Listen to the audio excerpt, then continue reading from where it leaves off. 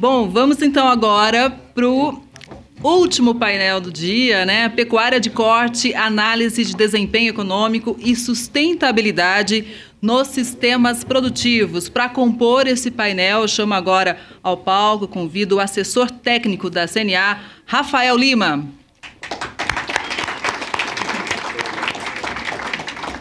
Tudo bem, Kelly? Prazer. Muito obrigado. Obrigada. O especialista da TEG no Senar Goiás, Gustavo Lourenço Freitas.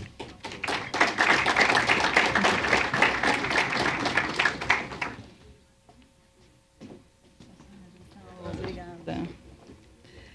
O diretor do Instituto Integra, Antônio Chaquer.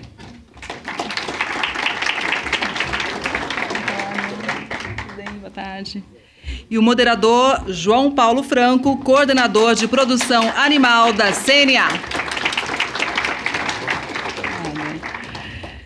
Bom, bem-vindos a esse painel. Lembrando que aqueles que quiserem fazer perguntas devem direcionar sempre para o QR Code, ou também a Larissa já liberou, que pode participar também diretão, né? Então, mais uma vez, obrigada, boa tarde e um excelente painel.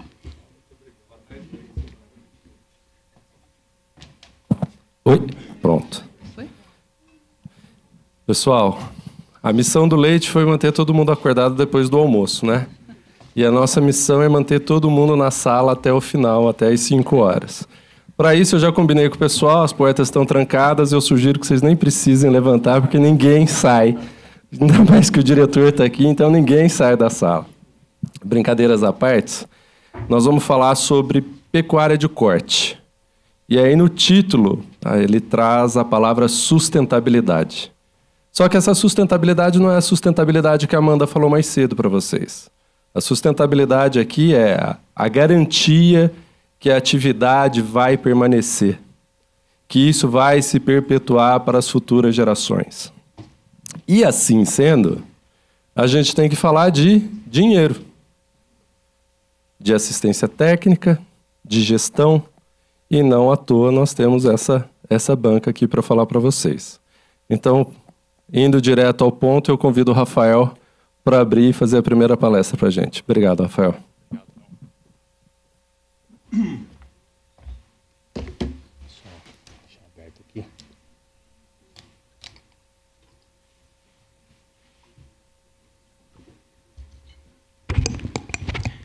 Bom, pessoal, em primeiro lugar, uma boa tarde a todos.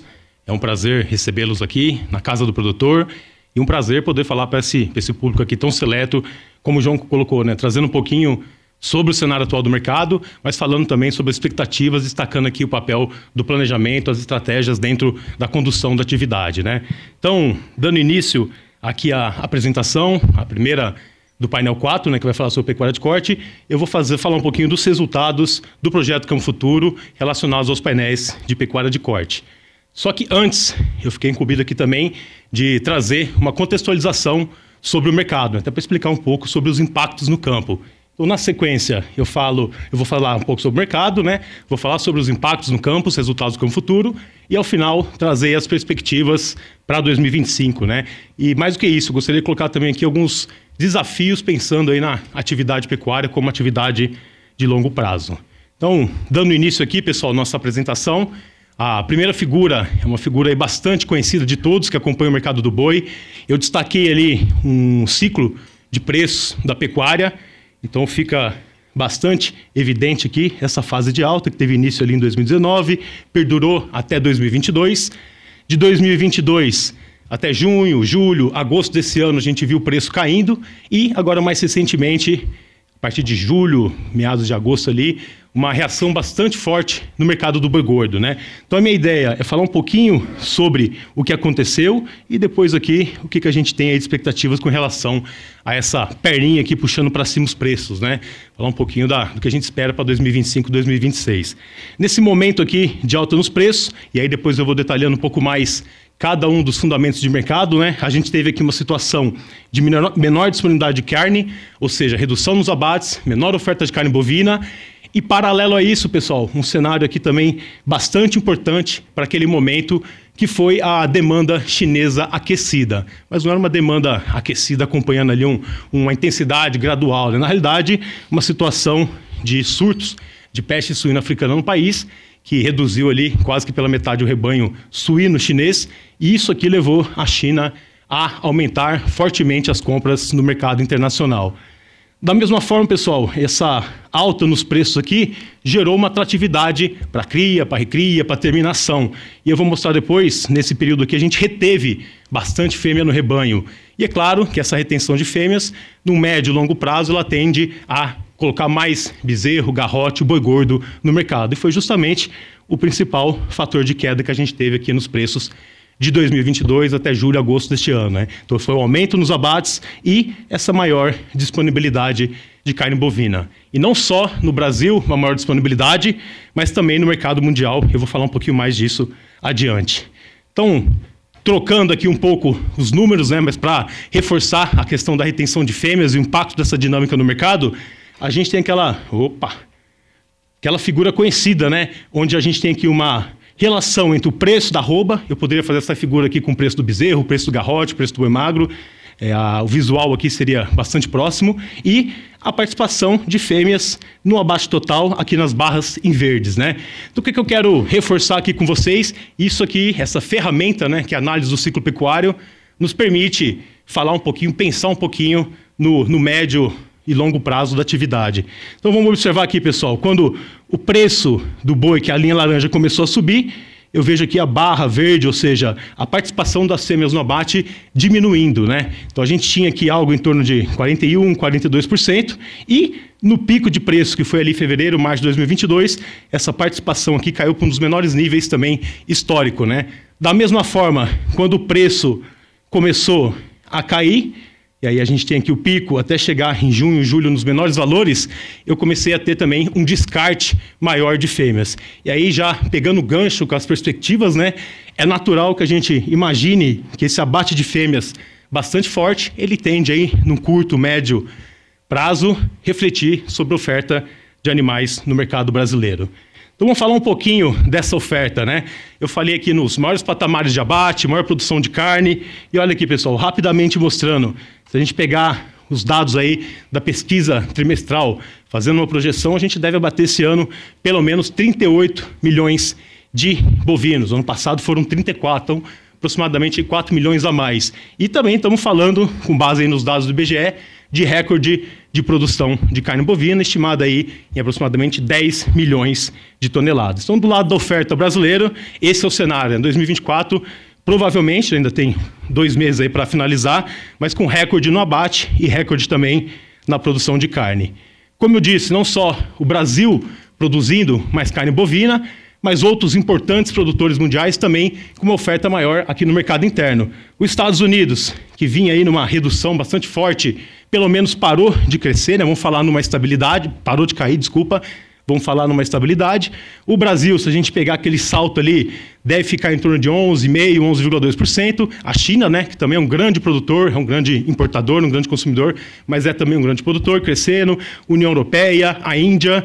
Apenas aqui, dentro desses países selecionados, a Argentina com uma redução de 5,5%. E aí eu destaco aqui, pessoal, se a gente pegar de 2023 para 2024, em torno aqui de 1,4, 1,5 milhão de toneladas a mais, e é basicamente o que o Brasil vende para a China, né? Então, esse salto aqui no mercado internacional em termos de oferta também colaborou com um cenário mais comedido de preço, vamos falar assim, da carne no mercado internacional. Mostrando aqui, pessoal, a gente falou de preço, né? Agora vamos falar um pouquinho de oferta e demanda para entender também a importância de cada um dos mercados, né? Seja o mercado interno, seja o mercado externo, nessa precificação. Então, o que eu queria destacar aqui, pessoal, que a gente ouve falar muito das exportações, principalmente das exportações para a China, que é o nosso principal cliente da carne bovina, mas ainda assim, o mercado interno é o maior destino da nossa carne bovina, né? O que era 83%, quase 84%, hoje está mais próximo de 70%, né? A previsão é para 2025, e do lado das exportações, o que era ali 15%, 16%, hoje já representa quase 31%. Então, o mercado interno é o maior, é o grande consumidor da carne bovina. E tudo que foi dito aqui no bloco anterior, né, falou-se bastante com relação ao crescimento de PIB, taxa de juros, inflação. Isso aqui tem um impacto também bastante grande, né? Além do próprio mercado de carnes concorrentes, a carne de frango, a carne suína, a gente pode deixar pouco mais aí também para a parte do debate, né? E as exportações, que representam 30%, 31%, é onde a gente vê normalmente preços maiores, né, do produto, mas que permitem à indústria também a pagar esse ágio. A gente viu com relação à China, os ágios aí que chegaram a 10%, 15%, 20%, hoje até em função da maior oferta, do número de habilitações reduziu, mas ainda assim representa um ágio interessante. Mais do que isso, né? A própria exigência da China com relação ao bovino de 30 meses, fez aí uma revolução bastante importante dentro da pecuária nacional. Então vamos falar um pouquinho, pessoal, dessa demanda, né? E eu vou mostrar aqui uma informação com relação à China, né? Então a China, se a gente pegar aí de janeiro a setembro, ela representou 50% do nosso faturamento com relação às exportações de carne bovina, é o nosso principal cliente, mas ela vem diminuindo a participação, não em função da redução dos volumes adquiridos, né, dos volumes importados, mas também em função, principalmente, do crescimento de outros mercados, como Estados Unidos, Chile, o próprio Emirados Árabes aqui também, Arábia Saudita, né? Então a China é o principal cliente, mas a gente tem buscado também em outros clientes e outros mercados essa diversificação. E como foi colocado aqui também hoje em diversas vezes, nos momentos, principalmente de crise, a diversificação ela é bastante importante, né? E falando um pouquinho de China, como principal destino da nossa carne, eu trago aqui 3 informações, né? A primeira delas é o rebanho suíno, e aí eu mostro aqui a queda no número de suínos em produção. Então, se a gente pegar aqui os dados do USDA, que é o Departamento de Agricultura dos Estados Unidos, a gente tinha aqui 700 milhões de cabeças de animais, e esse volume caiu aí para baixo de 450 milhões. E, gradualmente, nos anos seguintes, a gente viu uma recuperação. Então, é importante também a gente ter em mente essa dinâmica de recuperação, de retomada da produção na China de suínos, né? Mas, inclusive, também uma atividade um pouco mais tecnificada. E o que isso impactou em termos de produção? Primeiro, né? A gente teve aqui uma lacuna de quase 20 milhões de toneladas de carne suína no maior consumidor de suíno, dos maiores consumidores de proteína do mundo, né? Então, isso levou, e aí agora analisando aqui a figura de baixo, a um salto bastante grande nas compras da China. E é aquele momento que eu falei, 2019, 20, 21, que a China veio com mais força comprando no mercado e que a gente teve ali, como foi colocado também nos primeiros painéis, né? O Brasil vendendo carne para a China em torno de $7.500 por tonelada, né? Ponto importante, pessoal, a China, com essa recomposição do suíno, a gente observa aqui na linha laranja uma queda expressiva nas compras de carne suína, na importação de carne suína. O frango também teve um momento aqui de aumento, mas depois diminuiu. Mas olha a linha azul, pessoal. Como a gente fala, né, a carne bovina caiu no gosto do chinês. Então, hoje o Brasil é o maior fornecedor para a China, com um pouco mais aí da metade do volume embarcado sendo proveniente do Brasil. Então, essa dinâmica aqui, ela explica bastante aí também o que a gente vai colocar aqui como expectativas, né? A China deve seguir comprando em bons volumes, mas a gente teve aí esse ano, e para o ano que vem já começa a mudar um pouco, principalmente em função do Brasil, uma oferta maior que pressionou os preços, né? Para o ano que vem a gente já fala em preços aí mais altos aqui para o mercado interno e para o mercado internacional. Falando um pouquinho então do Brasil como exportador, a gente tem aqui uma análise mês a mês esse ano dos volumes embarcados, e aí eu me atrevi aqui a fazer uma projeção com base na média diária, né? Os dados do SECEX saem amanhã, a gente deve provavelmente também ficar com algo entre 250 a 260 mil toneladas embarcadas. Então a gente observa aqui que esse ano, com exceção aqui do junho, em praticamente todos os meses a gente vendeu mais carne, a gente exportou mais carne bovina. No entanto, passando para o lado de lá, onde a gente tem os preços médios, a gente viu que essa comercialização, essa exportação ocorreu a preços mais baixos, né? Como eu disse, a gente tem aqui uma maior disponibilidade no mercado internacional, o que ajudou nesses preços mais comedidos, mas, por outro lado, um apetite ainda da China bastante forte, né? Mas, como a gente viu aí também, negociando preço. E qual que foi o impacto disso no campo, né? Disso que eu falo, a queda no preço, a gente falou aqui também e vai comentar um pouquinho a questão dos custos de produção, e aí que entra aqui um pouco da história do campo futuro, né?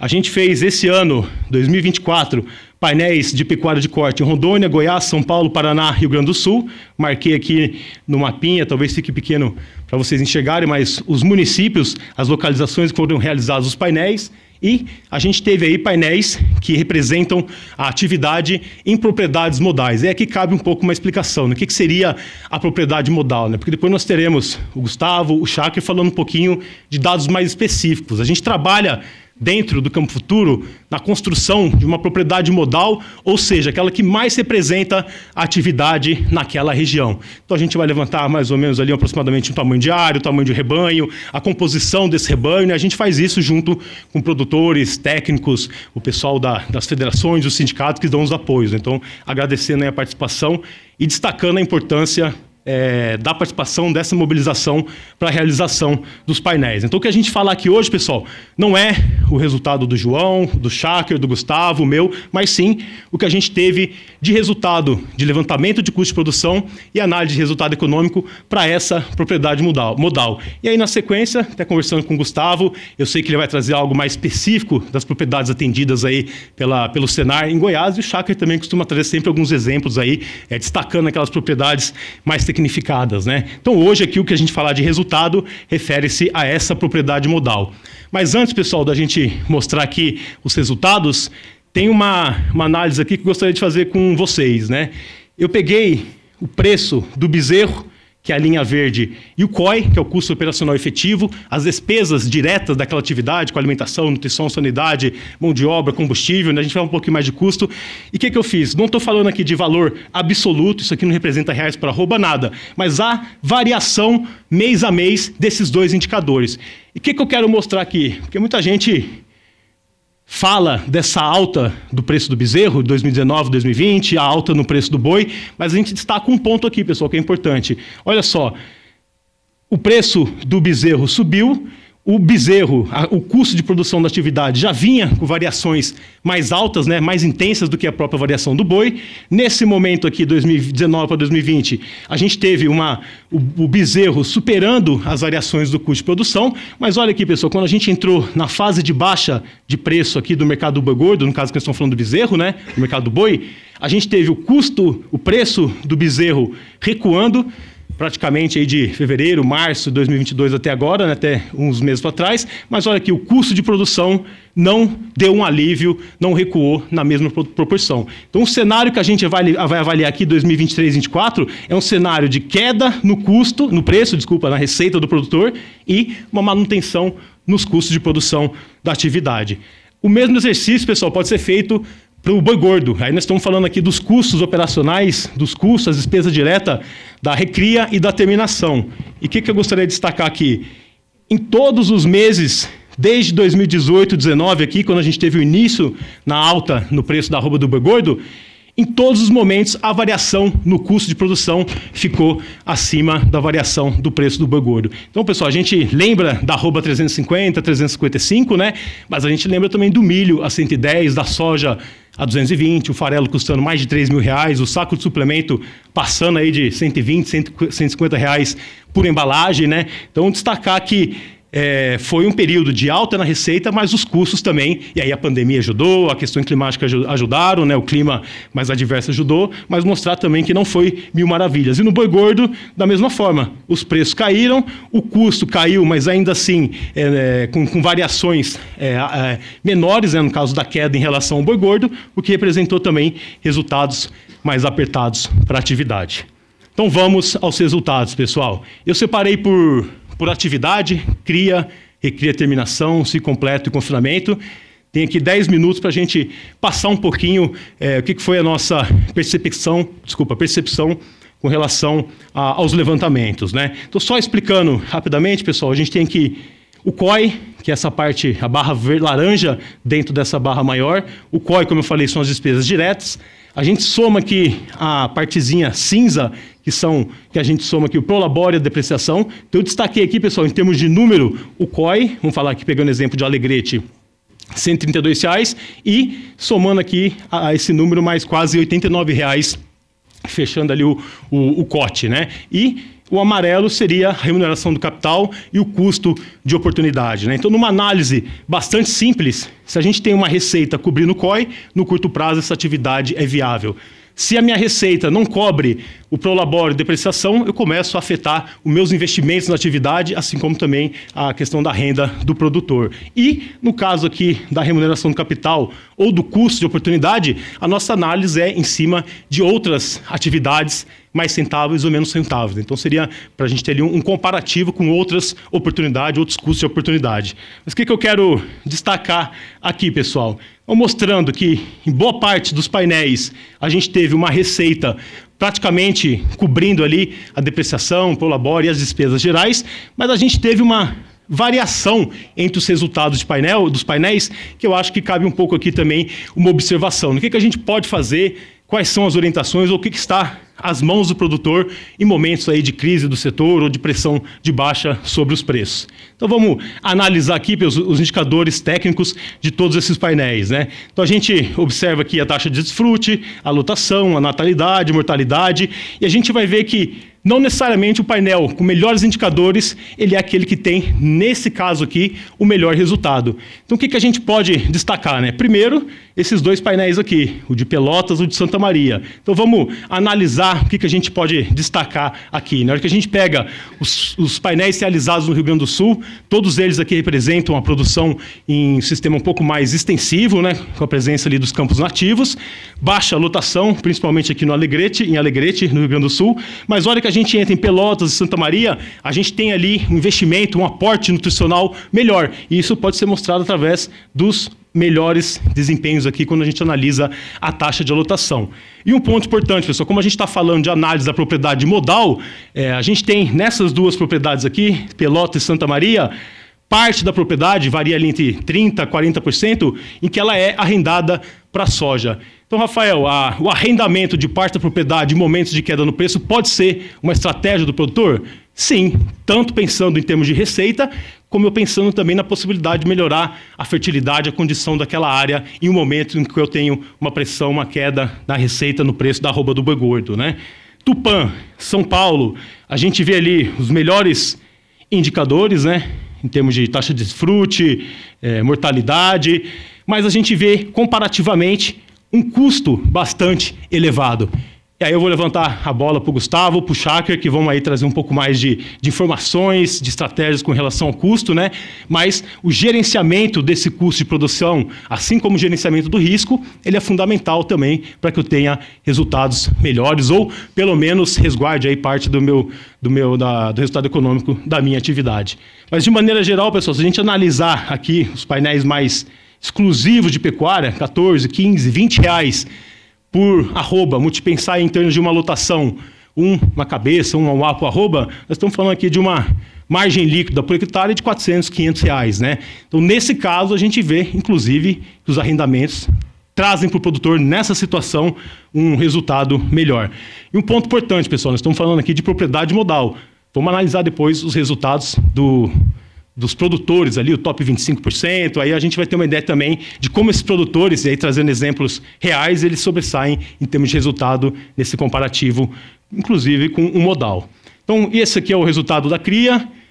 Vou falar um pouquinho da recria engorda, né? E aí a gente tem aqui os painéis, né? Santo Antônio da Platina, Paranavaí, Umuarama, Cascavel, Guarapuava, Adamantina, Pompeia e Colorado do Oeste, em Rondônia, né? E da mesma forma a gente vê que as margens líquidas, né? Ou seja, a hora que eu pego a minha receita e tiro ali o cote, o que sobra, né? Nesse caso, estamos fazendo uma análise por unidade, né, reais por arroba, eu vejo aqui resultados não muito também diferentes de 20, 30 reais por arroba, ou seja, estamos falando aí de uma margem bruta por hectare de 500, 600 reais.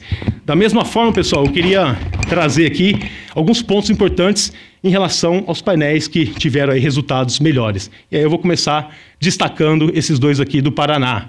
Então, olha que a gente pega o painel de Cascavel e Guarapuava, que eu tenho de diferença em relação aos demais? Aqui nós estamos falando de sistemas onde existe alguma integração com a lavoura pecuária. Então eu tenho no verão a soja, no inverno eu tenho parte da área sendo plantada com milho, que depois eu vou fornecer para esses animais num confinamento, então eu tenho uma estratégia também para o período mais seco do ano.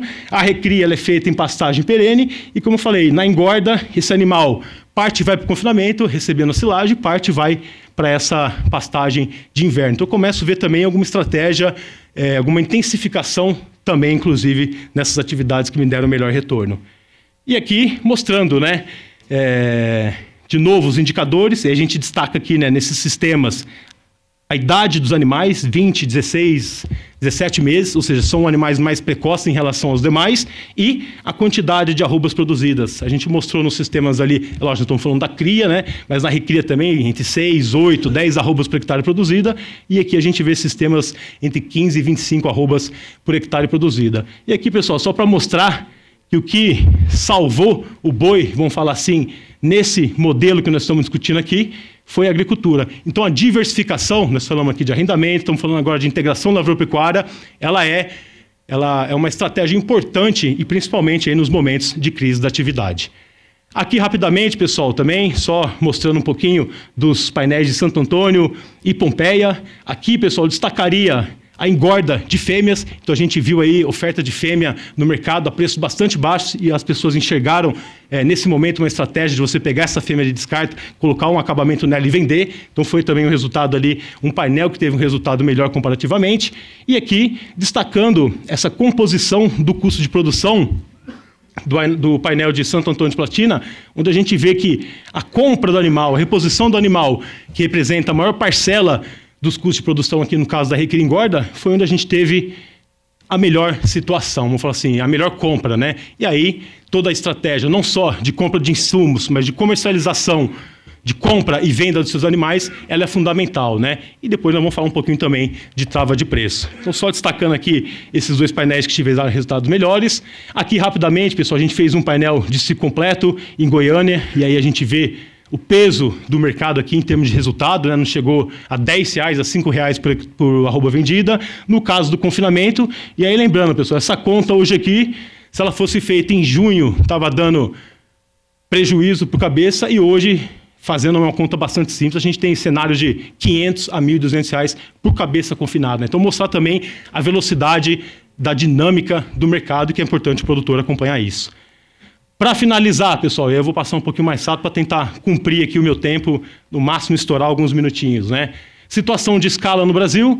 Em junho, julho, nós estamos falando de 13, 14 dias de escala. Hoje a situação é 4, 5 dias e o preço do boi gordo saiu aí de 220, 230, bateu R$320.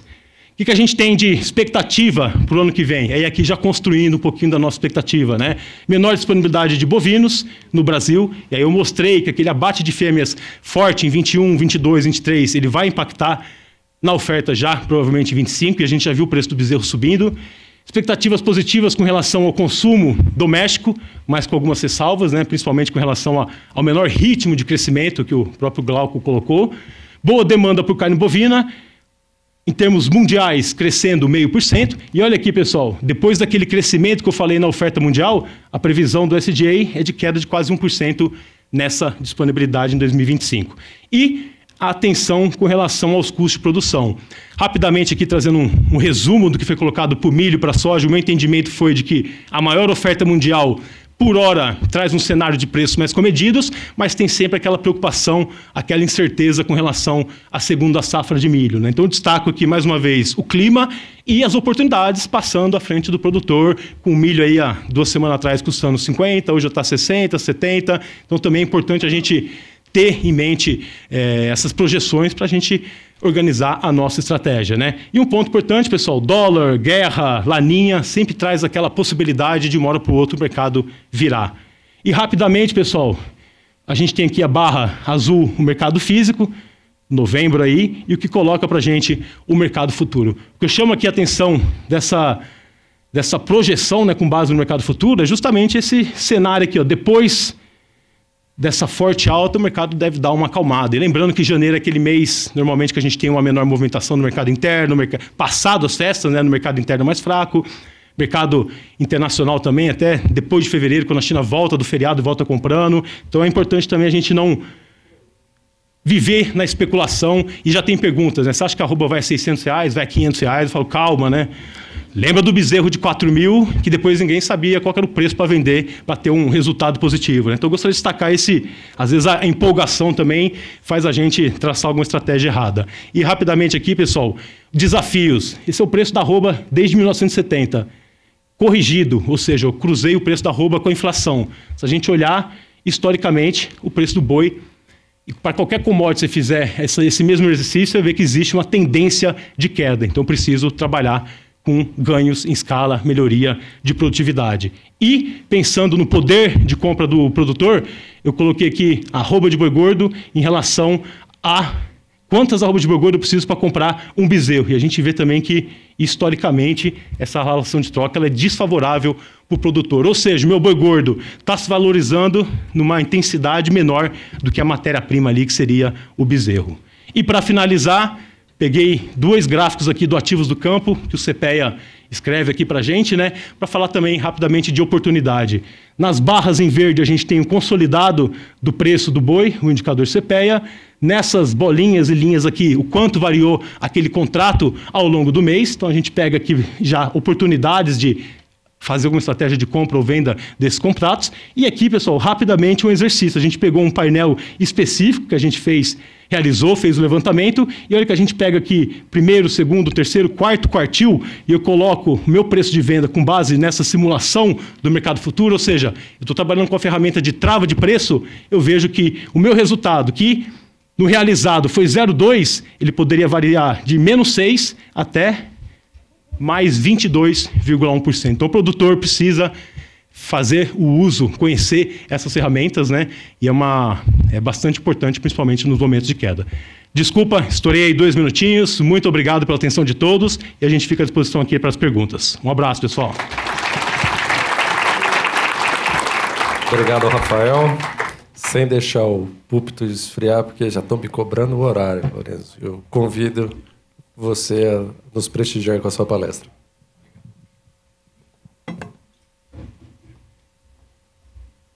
Boa tarde, pessoal. Boa tarde em especial ao pessoal da Assistência Técnica Gerencial do Senar Brasil, do Senar Goiás, que está presente aqui hoje. E para dar início aqui. Não esqueçam das perguntas. Então, pessoal, eu trabalho no Senar já há 11 anos, Senar Goiás, e estou na assistência técnica, completei 9 anos no mês passado aí, atendendo as cadeias de leite e corte. E venho trazer um pouco para vocês o cenário atual, como estão as propriedades hoje que nós atendemos e como estão as melhores, o que fizemos de melhor que aconteceu essas evoluções, né? Então, hoje o Senar Goiás já ultrapassou 14 mil propriedades assistidas, só que são em 11 cadeias produtivas. E na nossa pecuária de corte, nós estamos com 4.002 propriedades. Passamos as 4.000 neste mês. E eu trouxe uma análise das fazendas distribuídas por Goiás. A gente fez uma seleção aleatória de várias localidades e chegou para mim 332 propriedades sendo analisadas. Mas que realmente, de fato, teve receita na propriedade foram 119. Qual que é essa diferença dessa análise? Eu não coloquei nessa comparação aqui variação do inventário animal. Eu coloquei só as fazendas que, de fato, fecharam seu ciclo pecuário nesse último ano, que tiveram vendas reais, para não fazer estimativas, porque a gente sabe que na pecuária de corte pode passar alguns períodos longos sem ter receitas, né? Então, essas 119 propriedades, pessoal, representou quase 15 mil hectares de área total, com 13 mil hectares de área produtiva. Ou seja, nossas propriedades assistidas são pequenas e médias propriedades, quando eu considero Goiás, tá? Então, nossa média de área útil foram de 111 hectares. A nossa maior propriedade que entrou na análise foi de 611 hectares e a menor de 8,5 hectares. A gente tem propriedades atendidas com áreas maiores, mas na análise a maior foi de 611. Se comparado com outros estados, a gente pensaria que seria até propriedades grandes, né? Mas para Goiás são de médias a pequenas. Então, pessoal, foram 38 municípios contemplados nessa análise aí, que estão espalhados por Goiás. A minha região de atuação, pessoal, é essa de baixo aqui, nosso sudoeste goiano. E dos outros colegas que trabalham junto comigo no Senar, estão essas outras regiões. Então, analisando, pessoal, essa primeira parte aqui está a renda bruta que eles obtiveram, esses 119 produtores, que foram de 31 milhões de reais. Então, em média, pessoal, cada produtor recebeu 261 mil reais. Quantidade de animais comercializados médio foi de 100 animais ao ano, então arrobas médias comercializadas 1.113. Nosso preço médio de arroba que saiu dessas propriedades, pessoal, de R$ 230 reais. E aqui contemplou todos os ciclos. Eu coloquei todas as recria, engorda e ciclo completo todos juntos. Por isso que deu um peso médio de venda dessas propriedades assistidas de quase 11,3 arrobas, né? E o nosso preço médio de animal, R$ 2.608 reais. Então, eu fiz a análise média dessas fazendas, pessoal, que mostrou para mim ali 3 níveis de custos que eu separei aqui para vocês, que a gente tem na assistência técnica. O COI, acho que desde hoje cedo todo mundo está falando aí, que dá para entender bem. O COT, a gente contempla o COI mais depreciação e o prolabore do produtor. E o CT, tudo que a gente falou, mais o custo de oportunidade do que tem investido ali sem considerar a terra. Então, na média, as propriedades não pagaram o seu custo total, mas já pelo menos pagaram os seus custos do dia a dia, né, os 63 e o COT de 79. Aí eu só deixei aqui embaixo do slide para vocês verem que o preço médio que nós citamos foi de 230, então a média das propriedades pagou o COI e o COT lá por arroba, mas não pagou a remuneração do capital investido. Como a gente tem 3 níveis de custo, a gente vai ter 3 níveis de margem. Margem bruta, que é pagar o COI, margem líquida, que paga o COT, e o lucro, que vai pagar o custo total. Só para deixar bem claro aqui para vocês, é um salário até razoavelmente bom para os produtores, né? Que a nossa margem bruta, o que sobrou de fato no bolso dos produtores foi de R$ 8 mil. E eu coloquei esse slide para vocês entenderem bem quais são os 3 níveis de margem, né? E para mostrar aqui, para contextualizar para vocês como que tá essas propriedades, né?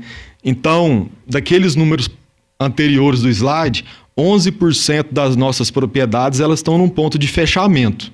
Ou seja, elas não estão pagando nem o COI dessa atividade. Elas fechar. E as que só estão pagando o COI, que tem só margem bruta positiva, que vão sobreviver no curto prazo, 23%. Médio prazo, que está pagando o COT, 34%. E as que vão sobreviver no longo prazo, que pagaram todos os custos, né, de produção, foi de 32% das propriedades assistidas. Nossa margem bruta por hectare média, pessoal, foi de R$ 864 reais, e uma quantidade baixa, né, de cabeças por hectare de 1,64. E o nosso rebanho médio de 182 cabeças. E aqui eu distribuí para vocês, nas nossas áreas de atuação, né, as nossas margens brutas por região, né? E aqui teve menor margem bruta por hectare, foi a região centro-norte, né? Que é ali de Jaraguá, Pirinópolis, de 549. Depois a gente vai ali para a região subindo Brasília, que é o Nordeste Goiano, de 648. Depois Doverlândia, que seria o leste, ali o começo do Vale do Araguaia, né? Posteriormente, o Vale do Araguaia lá em cima, de 886.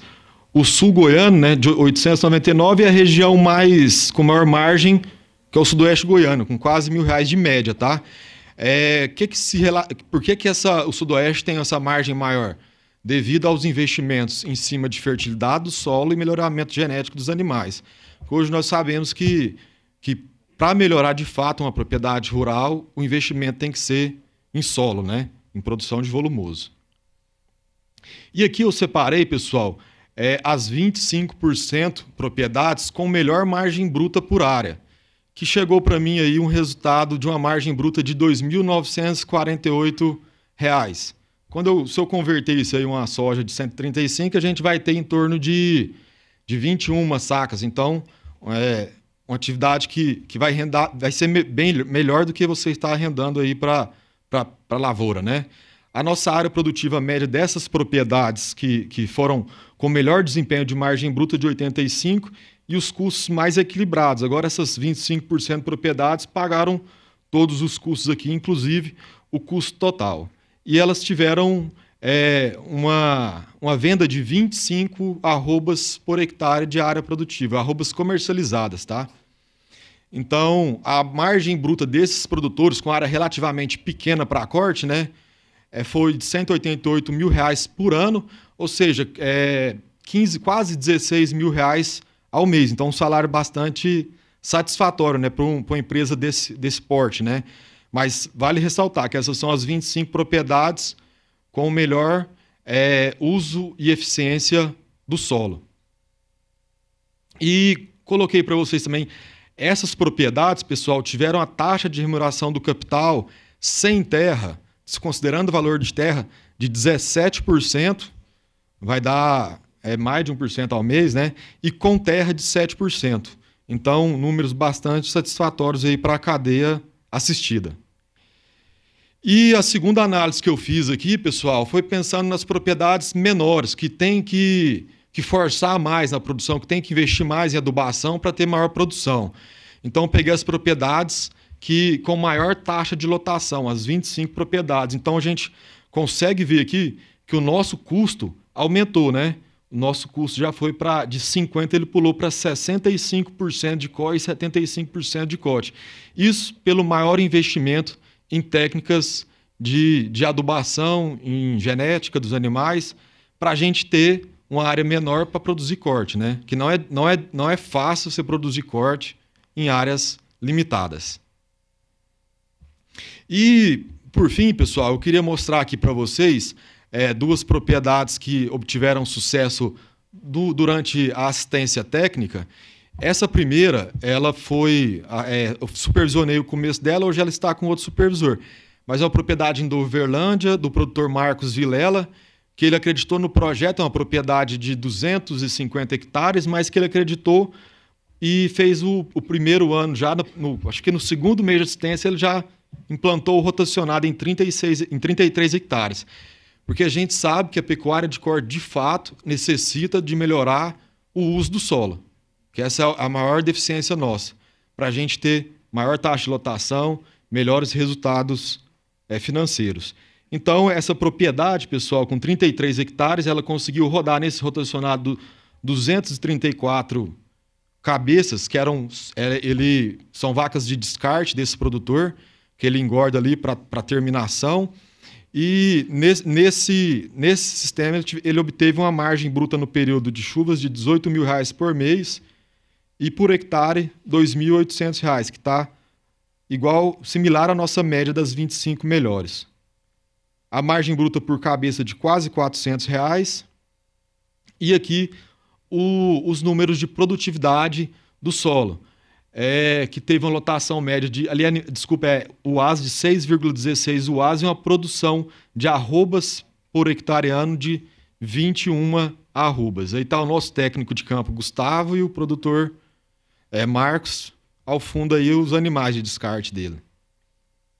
Uma segunda propriedade que ela foi premiada aqui na CNA como destaque, esse produtor Uedes, que é de Sangrelândia, do nosso técnico Odair, que hoje ele já se tornou supervisor, né, de assistência técnica, ele já não é mais técnico, mas continua recebendo assistência técnica através de outro profissional, também do Senar. Então, aqui mostra, desde 2009, a entrada desse técnico de campo com uma produtividade de 3,4 arrobas, chegando até atingir 20 arrobas por hectare. A taxa de lotação também teve exponencial crescimento aqui, chegando a 2,11 UA por hectare. E a margem bruta por hectare dele, pessoal, saiu de quase R$ 500, né, indo para R$ 2.300 de margem bruta. E dá para ver também que o custo aumentou, né, porque quando você tem investimento em fertilidade do solo, em genética, você vai ter elevação do custo, mas em compensação a renda bruta vai aumentar em níveis maiores, né? E aqui um pouco das técnicas que nós adotamos nessa propriedade, né? Então, lá quando foi iniciado, pessoal, ele começou fazendo a seleção de matrizes, encurtamento da estação de monta e uso de ATF desde o início. Então, ele ajustou essa parte reprodutiva da fazenda. A fazenda era uma fazenda que vendia somente bezerros e ele conseguiu instalar o ciclo completo para terminar esse animal na propriedade, mas isso não foi fácil porque ele teve que ter investimentos em pastagem, como está aí embaixo, intensificação das pastagens. Ele irrigou uma área para ter a produção de silagem de milho nessa área e também iniciou o CRIP, né, desses animais para ter melhor desempenho. Inclusive, pensando nessa parte produtiva e nessa propriedade, ele começou com as pré-cocinhas, né, que seria a inseminação em ciclo curto desses animais, e começou a ter, instalou fábrica de ração e começou a ter a compra estratégicas de insumo. Acho que tudo que a gente preza, né, o produtor aderiu e foi seguido pelo técnico de campo, né? Instalou balança, que eu acho que não tem como hoje em dia, né, Antônio? Você trabalhar numa propriedade, acho que é o maior desafio hoje do consultor, chegar na propriedade de corte que não tenha balança. Eu acho que é quase que não saber para onde a gente vai. Instalamos cursos de manejo racional também na propriedade, através do Senar Goiás. A gente tem um excelente instrutor disso lá na área. E é como eu falei para vocês, e muito investimento em genética para ter precocidade desses animais nessa atividade. E aqui está a foto aí de quando ele recebeu o prêmio aqui na CNA. Então, pessoal, esse é o nosso corpo de supervisores e coordenadores, né? Está presente o nosso gerente de assistência técnica, o Guilherme Bisinotto, que já tem 9 anos que nós estamos juntos, né? Desde quando começou. Obrigado pela oportunidade. E qualquer dúvida, pessoal, estou à disposição aí de vocês, meu telefone, meu e-mail, para a gente poder trocar ideias e evoluir essa pecuária de corte que a gente precisa bastante. Muito obrigado.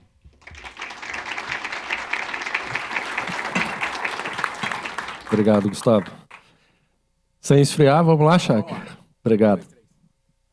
Pessoal, tem o QR Code, podem ir mandando as perguntas que eu vou selecionando elas aqui. Muito boa tarde. E a energia, como está? Máxima. Queria dizer que é uma honra estar aqui com vocês. Eu sou o líder do fã-clube do Senar. Eu tenho grandes amigos que fazem toda a diferença nas propriedades. A gente sabe que o nosso país é um país de fazendas ou de propriedades pequenas, essencialmente, e são vocês que fazem a mudança na nossa economia. E esses amigos estão principalmente no Senar do Mato Grosso do Sul, e da Bahia. Então, muito, muito bom estar aqui. E seguindo a agenda que foi colocada, e muito bem colocada pelo Rafa e pelo Gustavo, a gente vai falar sobre as tendências, não só a tendência quando a gente olha para preço, mas as mudanças principais que a gente já percebe acontecendo na atividade pecuária. E para a gente começar falando, o primeiro cenário é entender o que aconteceu nos últimos 12 meses da safra 23-24. Hoje a nossa empresa monitora 820 propriedades, praticamente Brasil, essencialmente, mas Paraguai, Bolívia e Colômbia, e onde esse cenário não mudou muito. E a notícia foi que 51,4% das propriedades que nós monitoramos, dessas 800 e poucas, tiveram prejuízo. Então, isso foi o cenário que a gente encontrou. A nossa média histórica, desde que a gente faz estatística, a gente mede fazenda desde 97, a gente tem número desde 2002, mas uma estatística organizada desde 2012. A média é em torno de 24% das propriedades, desde sempre, tem prejuízo. E aqui a gente teve o dobro. Uma série de fatores, obviamente, a virada do ciclo, mas eu atribuo não a virada do ciclo, mas o modelo brasileiro de produção pecuária, que eu entendo que é um modelo que precisa ser ajustado, adaptado, transformado, para que a gente consiga conquistar o resultado. Apesar de a gente ter esse cenário de a grande maioria, ou metade das fazendas, principalmente, tendo prejuízo, esse ano, por exemplo, a gente encontrou as top 5%, que não estão descritas no gráfico, mas dentro das top 5%, fazendas muito interessantes. Esse ano, por exemplo, a gente encontrou fazenda de pecuária de corte, um grupo dela superando R$ 8.000 por hectare, coisa que a gente não encontrava.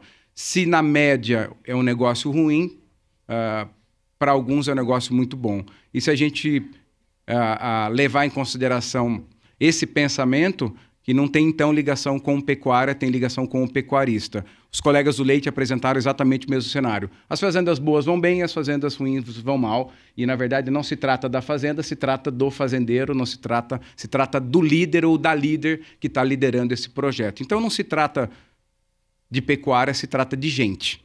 Então, tem gente que ganha e prospera e tem gente que não ganha e não prospera. E o nosso trabalho como assistente técnico, como extensionista, não é transformar a produção, mas certamente é transformar a cabeça, transformar a forma com que as pessoas veem o próprio negócio. E a primeira e principal delas é esse gráfico. Cada bolinha dessa é uma propriedade, tá? E quando a gente olha no eixo X, aí, que é o mais importante, independente do valor, que talvez esteja pequeno, é a tendência. Embaixo está o desembolso por cabeça mês, que é quanto cada propriedade gasta por animal. E no outro eixo é o eixo do resultado por hectare. Então, assim, fica muito claro que conforme se gasta mais por cabeça mês, se arrebenta o resultado. Como zootecnista, como técnico, a gente esperaria que o gráfico fosse o contrário desse, porque quanto mais tecnologia eu uso, quanto mais dinheiro eu coloco no meu sistema de produção, mais eu vou produzir, mais eu vou reduzir os custos fixos, mais as coisas vão prosperar, e quanto mais técnica ou tecnologia eu usei, maior vai ser o meu resultado. Essa figura é uma figura dessa última safra, mas a figura plotada de todas as safras é exatamente a mesma. A gente percebe que só esse grupo de poucas propriedades em cima dessa linha do zero, essa rapaziada que está aqui, que conseguiu capturar o valor. Então aqui você tem uma turma que conseguiu aumentar o desembolso e ter mais dinheiro. Mas infelizmente essa é a minoria que não teve uma mudança na tendência da curva. Conclusão muito clara, o nosso modelo de negócio vigente para grande parte das fazendas de pecuária de corte que nós monitoramos, que pode ser um exemplo de tudo o que está acontecendo, porque os números apresentados anteriormente à minha fala, eles são exatamente na mesma tendência. Então, aquela coisa, tem o bom, tem o médio, tem o ruim, de forma geral, a grande maioria não consegue pagar as suas contas, explica aqui. E nesse momento, então, a gente tem que ter uma reflexão muito clara. Se o jeito que a gente está fazendo atividade pecuária de forma geral, ela não está atendendo a demanda por resultado econômico, porque eu estou gastando mais, eu estou pondo tecnologia, eu estou intensificando, e isso não está refletindo estatisticamente no aumento do resultado por hectare. Então, a gente precisa, obviamente, parar e dar uma pensada. Falou, opa, o que está acontecendo? O que basicamente aconteceu? Antônio, mas foi o problema do ciclo pecuário do valor de venda. E aí trouxe mais uma imagem. A gente brinca que essa imagem mais parece um tiro de 12 do que um gráfico estatístico, porque no final a gente percebe que se cada bolinha é uma propriedade e essa informação é o valor de venda, e a gente percebe que o valor de venda não teve necessariamente influência nem na cria, nem no ciclo completo e nem na recria engorda sobre o resultado. Ou seja, na mesma safra, fazendas que venderam melhor não necessariamente ganharam mais dinheiro, e fazendas que venderam pior não necessariamente ganharam menos dinheiro, não houve diferença estatística. Então, se de certa forma a gente começa a olhar, é certeza, por quanto menos eu gastar, eu tenho uma chance maior de sobrar um pouco mais de dinheiro, não necessariamente vender melhor sustenta o meu resultado. Então, tem alguma coisa entre as duas coisas, entre o que eu estou gastando pelo que eu estou vendendo, que eu preciso alterar. E a nossa grande conclusão é que o nosso modelo de produção ele se alterou no ciclo de alta. Foi muito bem apresentado aqui pelo Rafa. Assim, quando a gente viu o mercado subindo, houve uma correlação linear entre que as fazendas gastaram. Então, a gente saiu lá de perto de R$200 por arroba, em 2 anos e pouco a gente foi para R$300 por arroba, as fazendas gastaram mais na mesma proporção. Quando a arroba voltou aos patamares, digamos assim, próximos a o que a gente entende que é a nossa linha histórica recente, que também foi apresentado, a turma aprendeu a gastar, mas no final a gente dizimou a margem. Muito bem. Por que acontece isso? Porque o nosso modelo de produção foi um modelo que foi muito mais direcionado para um modelo um pouco mais insumificado, e eu quero dar 2 números para vocês aqui que, na minha opinião, explicam muito isso que que esse gráfico anterior, que é o gráfico da inclinação. De forma geral, essas propriedades gastam R$ 42,00 cabeça mês em insumos do rebanho. E elas gastam R$ 12,00 cabeça mês em ambiente pastoril. Então, se o Brasil é um país onde a gente produz pecuária a pasto, e a gente em pastagem gasta praticamente 4 vezes menos que a gente gasta das outras coisas, fica muito claro para nós que a gente precisa ajustar o jeito que a gente gasta dinheiro na pecuária. Não estou recomendando necessariamente uma redução nos insumos de rebanho, obviamente, não é isso. Mas eu estou dizendo, de uma forma muito clara, que a gente não se preocupa financeiramente com as pastagens. E a gente sabe que a produção em pastagem é o único jeito de a gente produzir mais e gastar menos. Agora, quando a gente olha para grande parte das fazendas, raramente a gente identifica uma propriedade, mesmo entendendo que a gente tem um país onde a oferta genética ela é incomparável, o zebu do Brasil é incomparável com qualquer zebu do mundo, as plantas forrageiras tropicais desenvolvidas no Brasil são incríveis. Eu diria que quase a totalidade tem potencial para entregar mais de 900 gramas de ganho de peso nas águas com suplementação mineral linha branca. Se a gente conseguir um desempenho durante o período das águas acima de 800 gramas, usando suplemento mineral tecnológico, porém de menor consumo, a gente produz uma arroba aí próximo a R$100 por arroba produzida. Por outro lado, apesar dessa oportunidade que a gente tem, poucas fazendas conseguem entregar esse resultado no período das águas. E aí a gente acaba, de forma geral, tapando o buraco da ineficiência com dinheiro. Tá? E aí, com isso, a gente torna o processo. Por quê? Porque o pasto tem erosão, porque o pasto está rapado, porque a gente deixa passar, porque deixa faltar. Tanto que algo que... se no leite já é deficitária a produção de volumoso, imagina no corte. Né? Quantas propriedades a gente conhece que tem comida guardada. E o índice de altíssima correlação com o resultado econômico é um índice que a gente apelidou de autonomia alimentar, que é quanto de dinheiro, quanto de comida nós temos guardada para que se der uma zebra, um veranico, uma seca, algum problema, um fogo, a gente consiga manter os animais. E a gente percebeu que as fazendas mais rentáveis têm pelo menos 50 dias de comida guardada para cada unidade animal.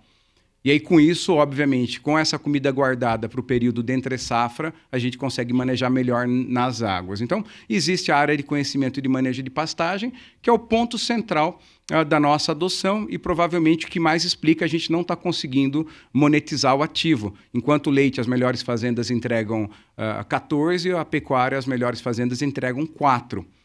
Mas, na média, esse número não chega a 1. Mas, muito bem. Olhando para tudo isso, principalmente verificando como que a gente muda esse cenário e como a gente entende essa tendência. O que a gente está vendo para o futuro da atividade pecuária e o que a gente pode fazer. Então, a gente já tratou disso daqui. E aí, a gente olhar um pouco do passado, presente e futuro que está na nossa cara. Porque, assim, grande parte de quem está aqui nesse auditório hoje conheceu a pecuária do passado. Nós sabemos o que é uma abertura de área, que você chegar, por exemplo, Mato Grosso, uma área de abertura, fazer estrada, fazer cerca, construir escola. Então, essa mesma geração que praticamente desbravou o Brasil, essa geração que fez aquela pecuária. Era uma pecuária em cima de pau, onde você acabou de fazer o desmatamento. Nós estamos falando de um cenário de anos 60, de 40 ou 50 até anos 80, de forma geral, foi quando o Brasil foi aberto. E aí a gente passa por uma pecuária atual, que é esse cenário que eu estou colocando, de pastagens degradadas de forma geral. 62% dos pastos do Brasil, dos 150 milhões de hectares, são pastos de média ou baixa produtividade. E olhando para o futuro. Nesses 3 momentos, não tem como separar esse processo, entendendo que a gente tem 3 gerações trabalhando hoje.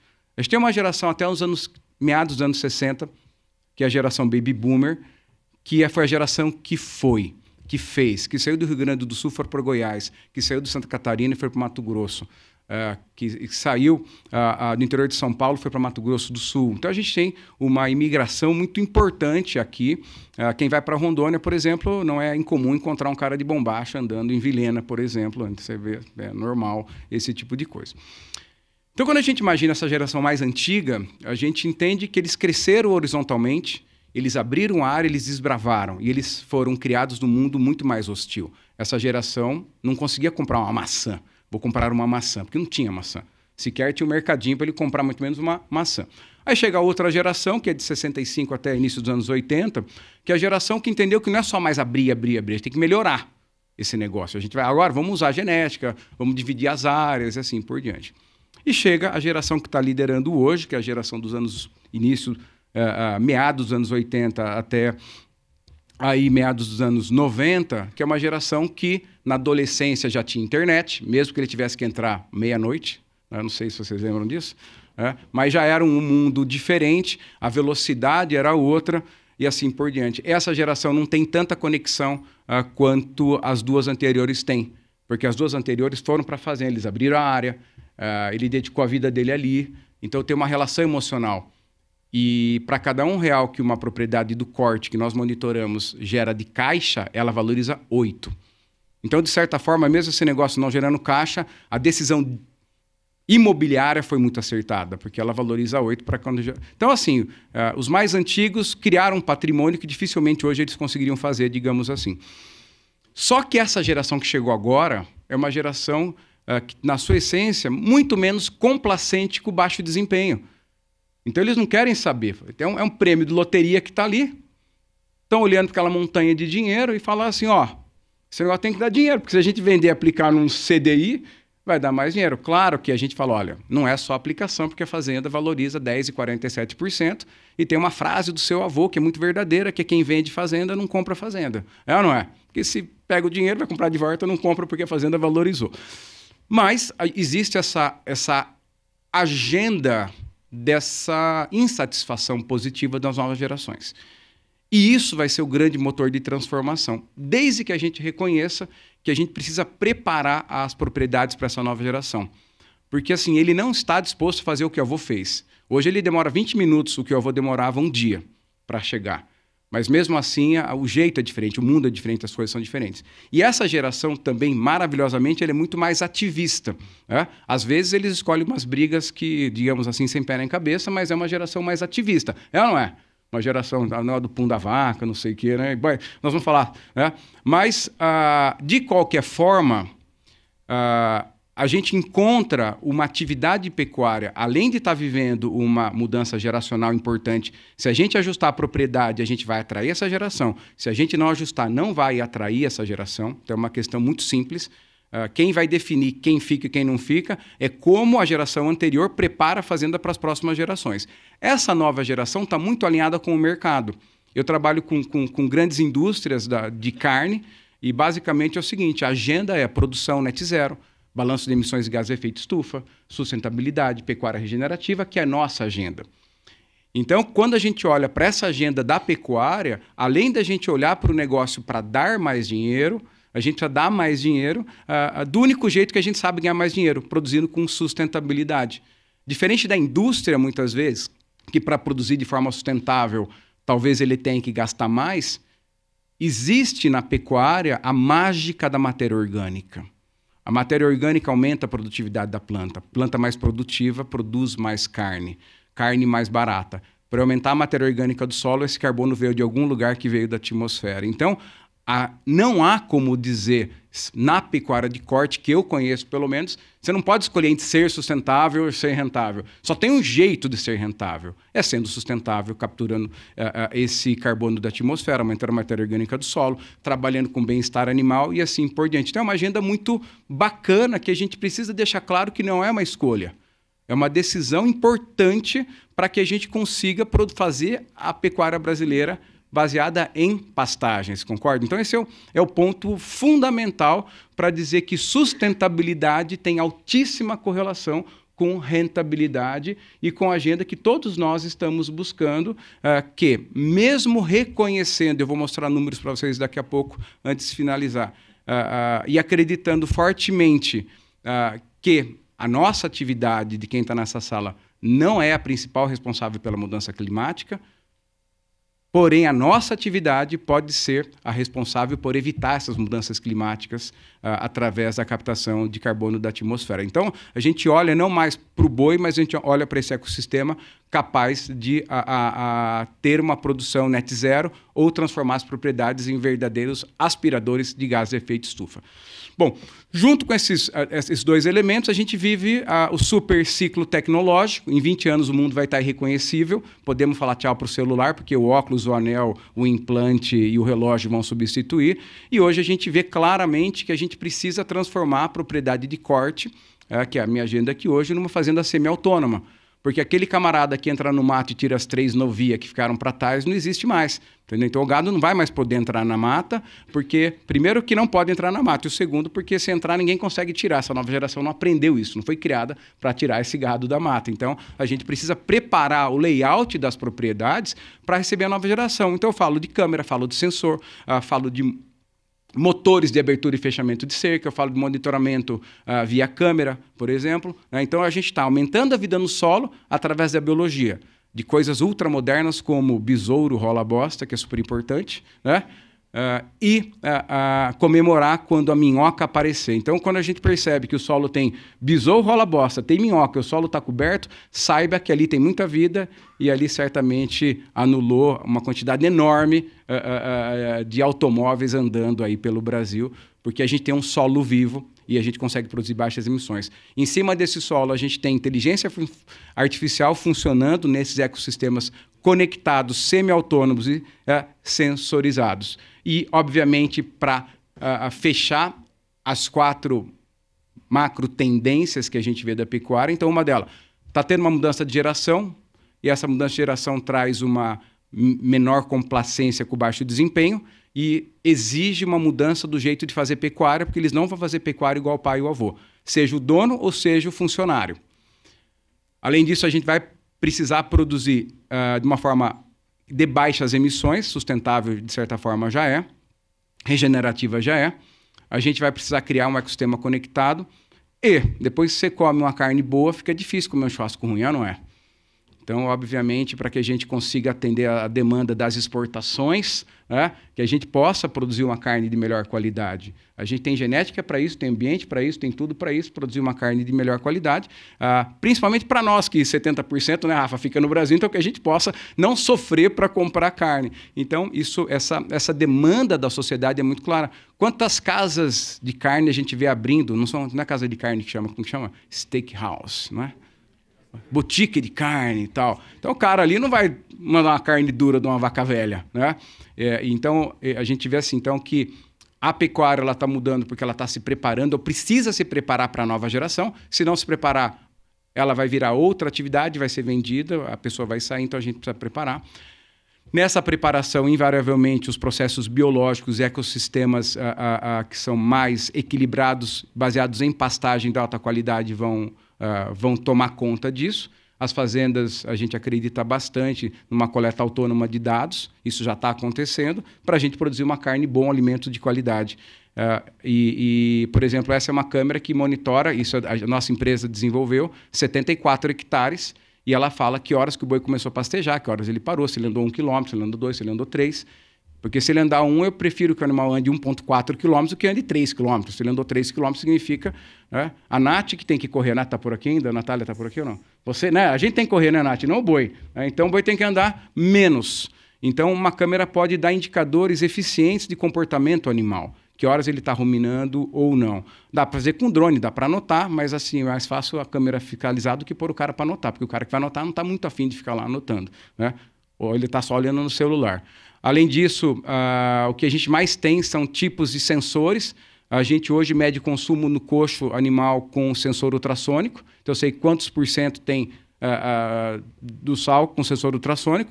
Tem uma rede que chama LoRa, e o sensor ultrassônico é o mesmo do carro nosso, quando dá ré faz pipipi, sabe? Então, é um negócio que é fácil, é barato. A rede LoRa, cada coxo fala com o outro até 2 quilômetros, então a gente consegue medir coxo, água, e isso já está acontecendo. Cabe a nós andar cada vez mais nessa direção. Então a gente vai pôr cada vez mais besouro e cada vez mais sensores, né, para a gente garantir essa atividade. E mostrar para o mercado, obviamente, que a nossa produção é regenerativa. Isso aqui é o balanço de emissões de gás de efeito estufa, através do GHG Protocol, E no nosso balanço de emissões, pode ver assim que a grande parte das fazendas está em cima da linha do zero. Tem uns ou outros outliers que a gente pode observar aqui, que são fazendas que tiveram desmatamento. Fazenda que não teve desmatamento e operaram em regime de pastagem bem manejada, são fazendas net zero, naturalmente.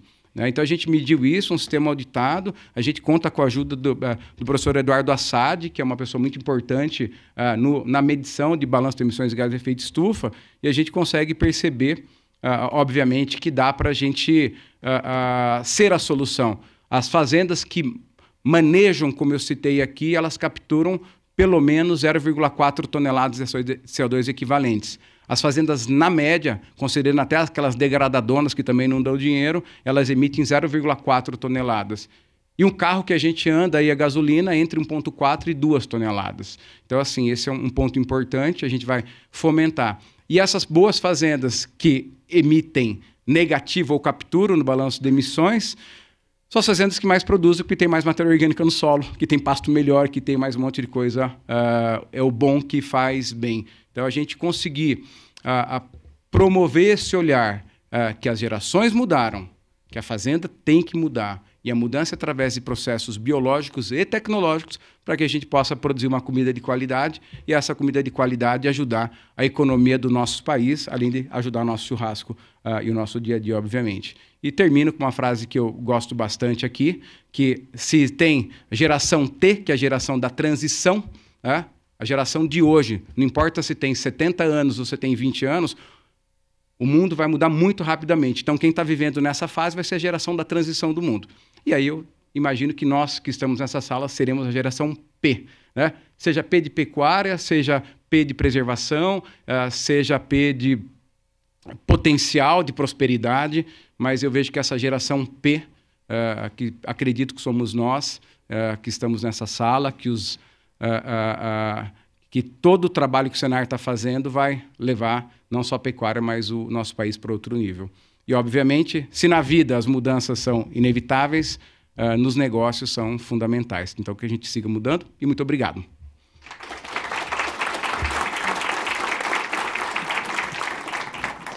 Obrigado, Antônio. Vamos às perguntas. E são algumas já. Olha só. Não, isso é bom. Ô, Rafa, você falou na sua apresentação que 70%, que o maior cliente, na verdade, para a carne bovina brasileira é o mercado interno. 70% fica no mercado interno. Pensando nisso, quais são os pontos que você destacaria como atenção para esse mercado? Porque muito se fala em China, mas a gente esquece dos 70% do mercado interno. E aí, o que você destacaria? Obrigado pela pergunta, João. Bom, além das questões econômicas, que eu acho que muitas foram citadas aqui ao longo da apresentação, né, provavelmente um ritmo menor de crescimento, mas ainda crescendo, acho que isso cabe como ponto de atenção. A gente não pode deixar de lado os mercados concorrentes dentro das carnes, né? Então, a gente está falando da carne bovina, mas a gente tem ali a carne de frango, a carne suína, e da pandemia para cá, a gente também pode colocar outros produtos aí, né? Salsicha, os miúdos, que entraram cada vez e com mais força aí também dentro do menu da população, principalmente as de mais baixa renda, né?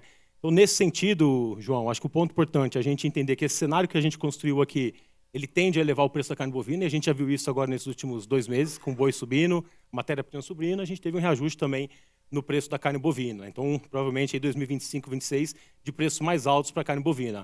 Agora, no caso do frango e do suíno, por exemplo, no frango, a gente tem aí, em 2024, o maior número de casos de influenza aviária na Europa, né? Então, a gente vê que o cenário de exportação, e aí a gente vê dentro das indústrias integradoras, principalmente, um direcionamento importante com relação ao cenário internacional, né? Então, a carne de frango, ela deve seguir aí com um maior alojamento, né? Então, acho que esse é um ponto importante, né? A gente deve ter um maior alojamento do frango, maior alojamento de suíno. Aí, no caso do suíno, a gente ainda tem ali uns 15%, 20%, 30%, dependendo do estado, que é mercado independente. Então, a gente está mais sob o controle do produtor. Mas, de qualquer maneira, a maior produção de frango e suíno, ela tende a, vamos falar assim, manter mais contidos os preços dessas proteínas e representa uma concorrência maior para a carne bovina, né? A gente viu esse cenário do boi subindo, frango caindo e o suíno em estabilidade de queda entre 2019, 20 e 21, né? Nesse momento, a carne bovina perdeu bastante competitividade, não só em função do preço comparativamente, mas é a proteína mais cara comparativamente também, né? Então, esses são os pontos de atenção, João, com relação à produção de frango e suíno. e ao poder de compra da população. A gente sabe que a elasticidade de renda na carne ela é bastante elevada, né? Principalmente para a carne bovina. Então, quando tem um reajuste, uma melhoria na renda, a gente vê ali a população consumindo mais carne bovina. Valeu, obrigado, Rafa. Gustavo, pergunta pesada para você. Você apresentou que no top 25, o top 25 das propriedades atendidas, eles conseguiram pagar as contas e remunerar o custo de oportunidade da terra, que é alto. E aí eu vou te dizer que quando eu estava na faculdade, isso não faz tanto tempo assim, que entrega a minha idade, né? A gente falava, desconsidera o custo de oportunidade da terra, considera, como o Schacker falou, só a valorização já como um custo de oportunidade, e você colocou na conta e eles remuneraram, conseguiram pagar essa conta. A pergunta é, o que essas propriedades têm feito de diferente? Deixa eu te falar, na análise do Senar todo, né? Quando eu falo CT, custo de remuneração do capital, na nossa análise, o CT não entra remuneração do capital em terras. Ele pagou o que ele tem acima da terra, que são pastagens e maquinário, benfeitorias. Então, na verdade, quando eu falo CT lá, se eu não me engano, foi 80 alguma coisa, né? Ele pagou o que está sob a terra, não a terra, tá bom? Então, a nossa metodologia é essa, de não entrar o custo de oportunidade em cima do que eu tenho de terra. O único indicador que nós temos que contempla a terra é aquele taxa de remuneração do capital, que seria a margem líquida ali em relação ao que eu tenho empatado com terra, que foi de 7%. Mas, enfim, essas propriedades que o Schacker também pontuou, né? O que faz a gente, de fato mesmo, evoluir na propriedade de corte é o investimento que a gente tem no pasto. Eu acho que é o maior incentivo para o produtor. Mas não só pensando, eu vou fazer piquete intensivo, eu vou... que o leite, a passo, prevê muito isso, né? Vamos fazer piquete, vamos adubar todo dia, etc. Agora, na pecuária de corte, a gente tem enormes outras, muitas variáveis, né? Inclusive, um melhoramento do passeio de ferido já melhora, aumento de divisões de pastagens, recuperações de áreas de erosão. Então, assim, a gente controle de pragas. Então, eu acho que para a gente ter sucesso na pecuária de corte, são duas coisas que a gente tem que ter, né? A condução desse solo, de fertilidade do solo, e o melhoramento genético. Mas lembrando que a gente precisa ter dados. E para a gente ter esse sucesso de dados, a gente precisa de ter pelo menos uma balança na propriedade. A gente precisa de informação de fato na propriedade para tomar decisões. Então, o primeiro passo da propriedade de corte é instalar coisas que vão te proporcionar tomada de decisões e, posteriormente, o investimento na fertilidade do solo. Bacana. Schacker, tem duas perguntas aqui para você. Uma, você acho que te conhece de outros carnavais, porque você nem comentou na palestra de hoje, mas ele fez e eu vou transmitir para você. E a outra é o seguinte, primeiro eu vou pela sua palestra. Você falou que 51% das propriedades que vocês acompanham deram prejuízo. E você falou também que o problema não é a pecuária, que o problema é o pecuarista. E aí a pergunta é, o que o pecuarista precisa mudar na forma de ver a pecuária, a propriedade dele? A gente mapeou esse comportamento desse pecuarista que é exitoso. A agenda dele é dividida em 3 grandes áreas. Empreender, e quando eu falo empreender, são as ações que foram colocadas aqui pelo Gustavo. Então, o camarada vai fazer estratégia de entre safra, vai melhorar a área, vai fazer melhoramento genético, vai trabalhar a ótica técnica produtiva, vai buscar alternativa, vai inovar e assim por diante. Então, empreender. A outra agenda dele é gerir, que é acompanhar se está acontecendo o que era para acontecer, fazer gestão, que obviamente aqui não precisa detalhar os fundamentos da gestão. A gente separou a gestão em 3 linhas, linha do olho, linha do meio e última linha. Então ele faz a gestão, mas basicamente que monitorar se acontecendo o que era para acontecer e quando não acontece, tomar uma atitude.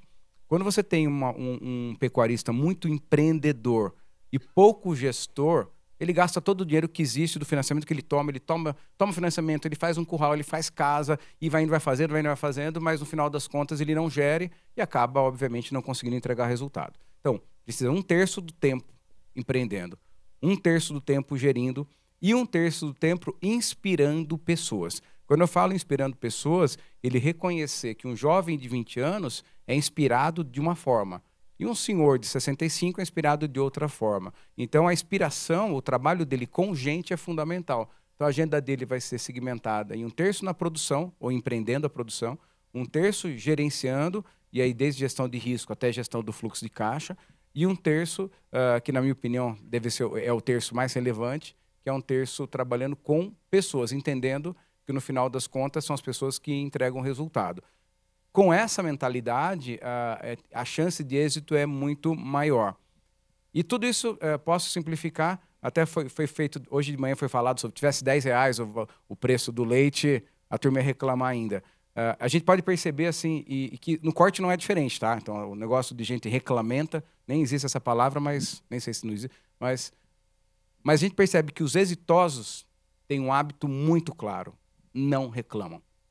Não reclama do clima, não reclama do preço, não reclama de falta de mão de obra, não reclama de nada. Então é interessante que quando você tem uma agenda de alguém que não reclama e foca na atitude e na mudança, é a agenda dessas pessoas que fazem as coisas acontecerem, né? Se ele tivesse uma farmácia, ele ia ser exitoso. Se ele tivesse um posto de combustível, ia ser exitoso, né? E tendo uma fazenda de pecuária, vai ser exitoso por conta dessa mentalidade empreendedora, digamos assim.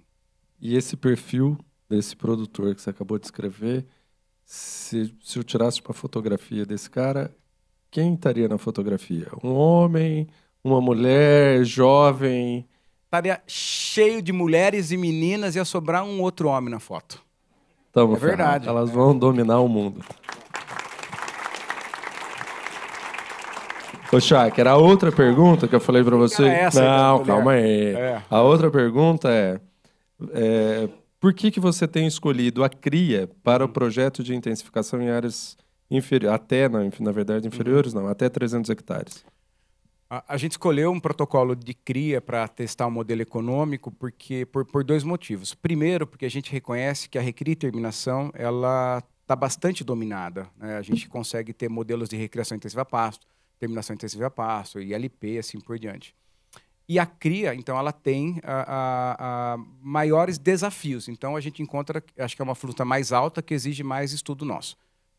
Mas, junto com isso, historicamente, a cria é a fase da pecuária que entrega mais margem. Então, quando a gente olha para as 25% melhores fazendas de cria, são fazendas que, via de regra, gastam 60 centavos para cada R$1 que elas faturam.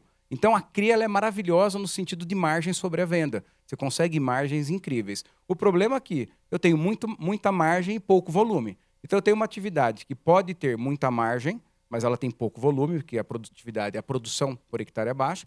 Por outro lado, é uma atividade com pouco desenvolvimento de processos e protocolos para aumentar essa lotação. Então, a gente criou um protocolo de supercria regenerativa, que foi uma hipótese econômica vinculada com uma hipótese de sustentabilidade. E hoje a gente consegue ter, em áreas que a gente assumiu com menos de 20% de argila, saturação de base baixa, níveis de fósforo, potássio baixo, com os processos agroecológicos, sem abrir mão, obviamente, dos processos estratégicos de fertilização e tal, a gente consegue hoje operar com uma cria de R$ 2.600 por hectare, podendo chegar a R$ 3.200 por hectare, que a gente chama de supercria regenerativa. Então, porque a gente acredita que, acertando o compasso da cria, vai oferecer animais de qualidade para resolver grande parte, seja dos problemas do ciclo da pecuária, ou seja, justamente da demanda por qualidade. Então, a gente acredita bastante na supercria regenerativa e acredito que é o próximo passo até da pecuária melhorar a cria, porque a recria engorda é relativamente dominada. Né? Mesmo porque sem a cria não tem, a recria engorda, né? Muito bem. Obrigado pela pergunta. Rafa, vamos lá. Sua mensagem final para a turma. Claro.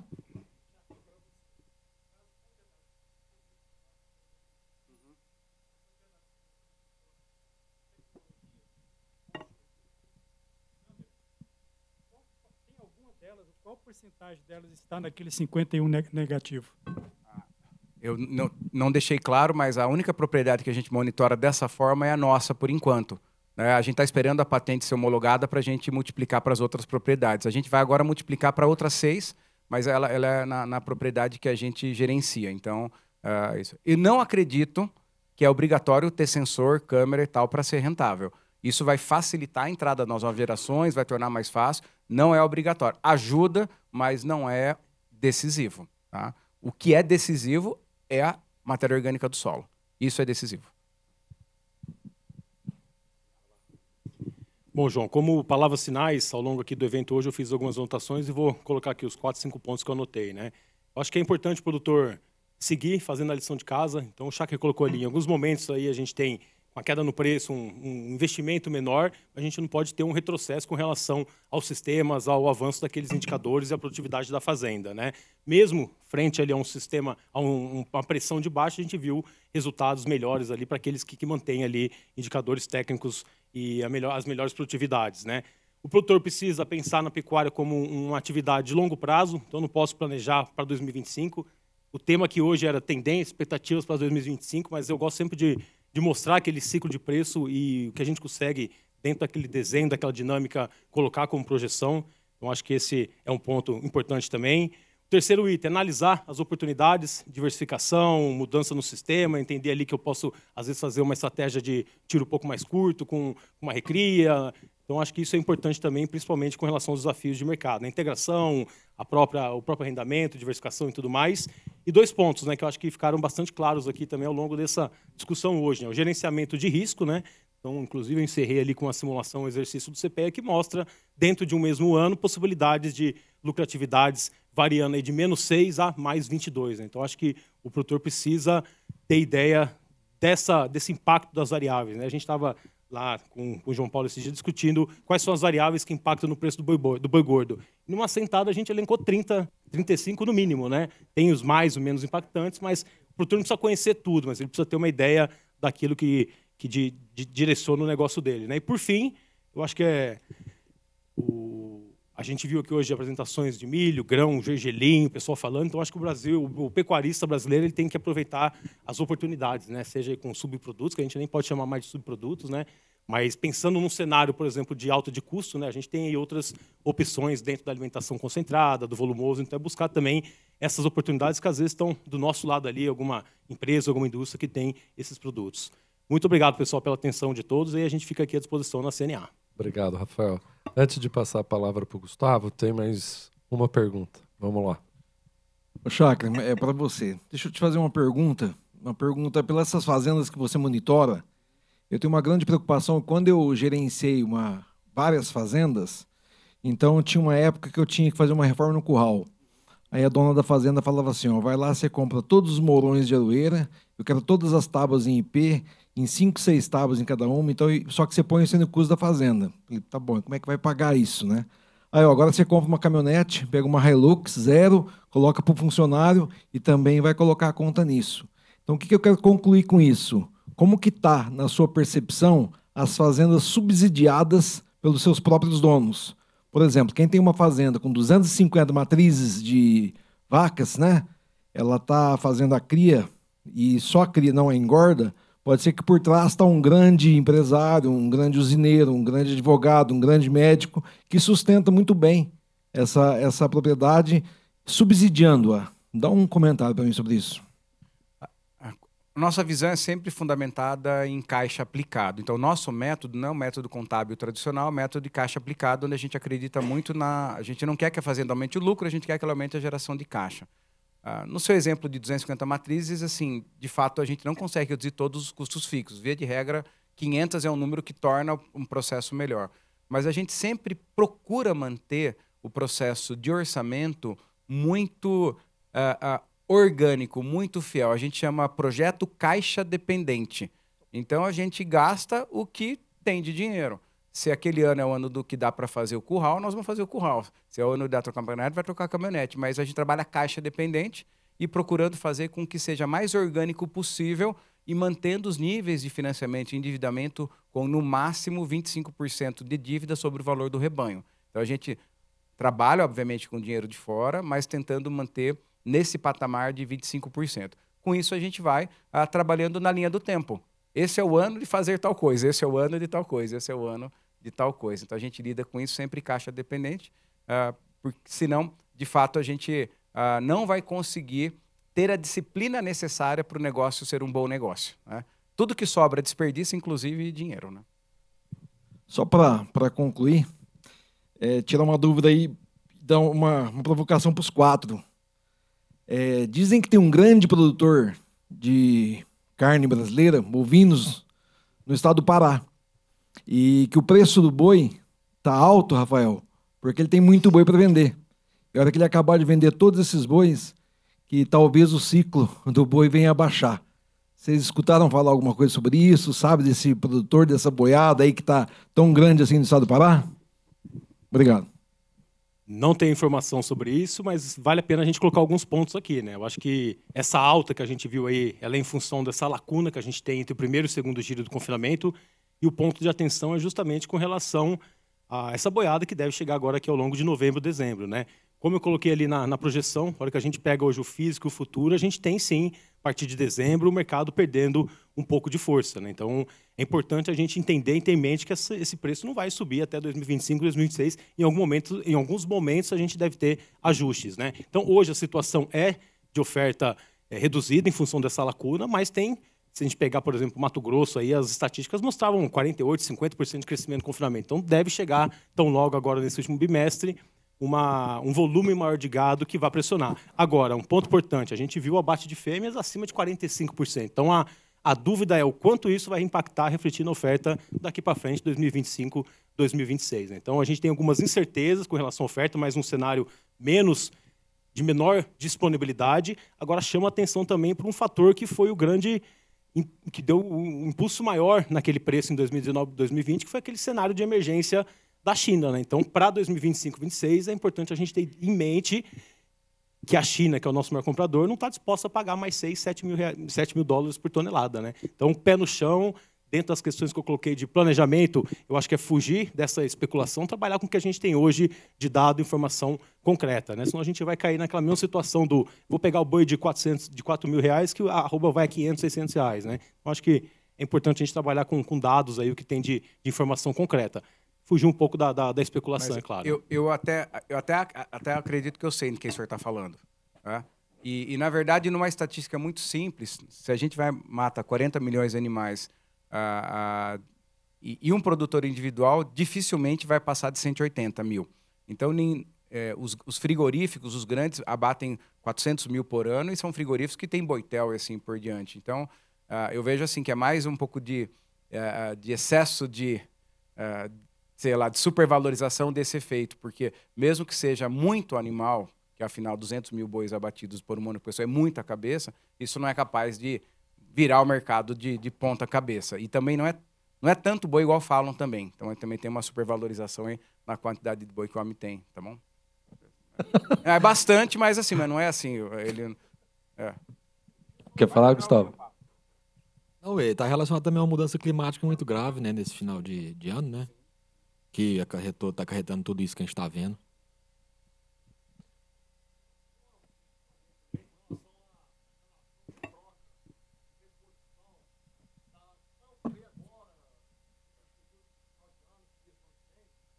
Essa relação de troca em função desse preço da arroba do boi, que eu estou vendo muitos pecuaristas temerosos em fazer a reposição agora, com medo daquela crise que teve há 2 anos atrás, do bezerro de 4 mil, né? Ele comprou um bezerro de 4 mil e vendeu o boi praticamente 4 mil também. Então eu estou vendo esse preço da arroba do boi agora de 310, 320, sinalizando até 326, né? Que reflexo que isso vai ter em cima da reposição, né? A leitura que vocês têm nesse mercado de reposição? Bom, fazer aqui algumas considerações. Um ponto importante, se a gente voltar aí 2 meses atrás, voltar 2 meses, a gente tinha um bezerro já em alta e o boi gordo ainda naquele cenário de andando de lado, caindo, né? Então, naquele momento, a relação de troca, pensando em quantidade de arroba de boi gordo para adquirir um bezerro, estava bastante prejudicada, né? De agosto para cá, o bezerro seguiu subindo, porém numa intensidade um pouco mais fraca comparativamente com o boi gordo, né? Então, essa alta mais forte agora do boi, saiu aí de 270, 280, bateu 320, questão aí de semanas, né, ela corrigiu um pouco essa relação de troca em relação ao cenário que a gente tinha lá em julho e agosto, né? Agora, um ponto importante, e aí eu fiz questão de trazer isso também como um desafio aqui na minha apresentação. Na hora que a gente analisa no longo prazo, volte aí 20, 30 anos, a gente vê que, gradualmente, a quantidade de arrobas para eu comprar aquele mesmo bezerro, ela tem aumentado, né? Então, a gente vê, e aí, acho que todas as questões que foram colocadas aqui sobre a questão da cria, as limitações, a menor tecnologia, ela impacta numa intensidade maior de valorização, né? Então, pontualmente, a gente pode ter alguma estratégia, eu acho que agora já deu uma corrigida, mas é importante a gente ter em mente essa piora na relação de troca, pensando aí no longo prazo. E um ponto importante, pessoal, só complementando rapidamente de uma última pergunta, esse ano aqui a gente viu muito pouco os frigoríficos fazendo muito pouco termo, né? Talvez até acreditando numa boiada chegando aí já a partir de outubro, novembro. Então ficou muito bom para comprar agora no mercado disponível, no spot, né? Essa corrida que a gente viu agora nas últimas 2, 3 semanas ajudou, já que tinha pouco gado, pouco volume de gado, ou comparativamente menor em relação aos anteriores, contratado a termo, né? Então, mais aí também um ponto para a gente pensar sempre em estratégias de comercialização. Pessoal, eu tinha postado um jantar que eu ia terminar no horário, eu já perdi o jantar. Então eu vou pedir que o Gustavo vá para as considerações finais. O que você deixa de mensagem para a gente, Gustavo? Então, pessoal, o que a gente viu ao longo do dia aí, que a pecuária de corte tem margens bastante estreitas, né? E a gente tem esses problemas de mercado que vocês citaram, problemas climáticos, e a gente, de fato, a gente precisa de gerar números na fazenda. A assistência técnica vem para a gente conhecer o histórico que está lá atrás para tomada de decisões, aliado, falando nessa relação a essa pergunta que você fez. A relação, não sei se está boa, se está ruim, a gente tem que saber nosso histórico, saber como é que está a nossa média de compra. Então, eu acho que a assistência técnica vem para trazer muitos benefícios para os produtores e ela está aberta para todo mundo. E agradecer a casa novamente, eu tive aqui há um ano atrás recebendo o prêmio de supervisor e voltei um ano agora aqui. Muito obrigado pelo espaço e estamos aí para poder colaborar com o produtor rural e como de nosso presidente Zé Mar lá em Goiás, a gente atravessa a serra, atravessa a ponte caída, a gente vai onde for preciso para evoluir esses produtores rurais. Legal, obrigado, Gustavo. Cháquer, sua vez.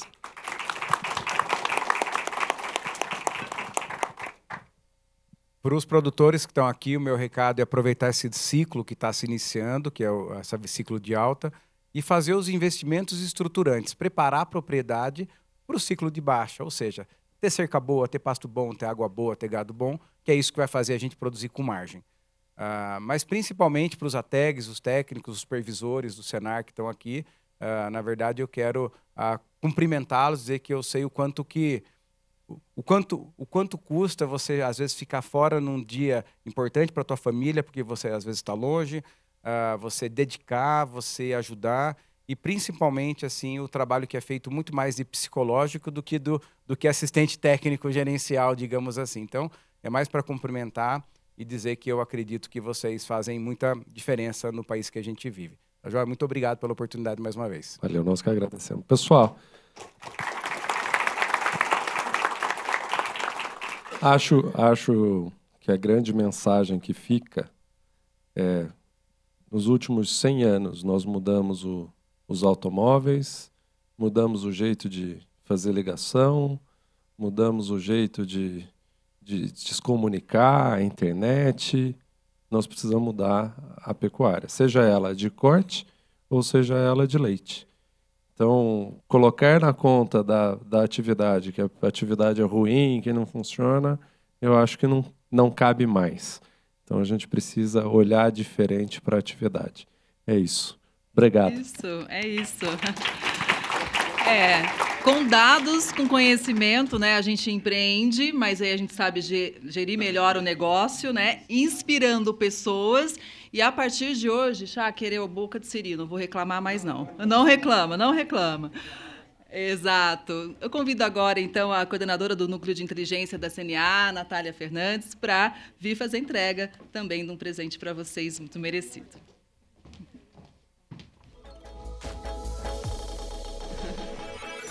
I will carry you home.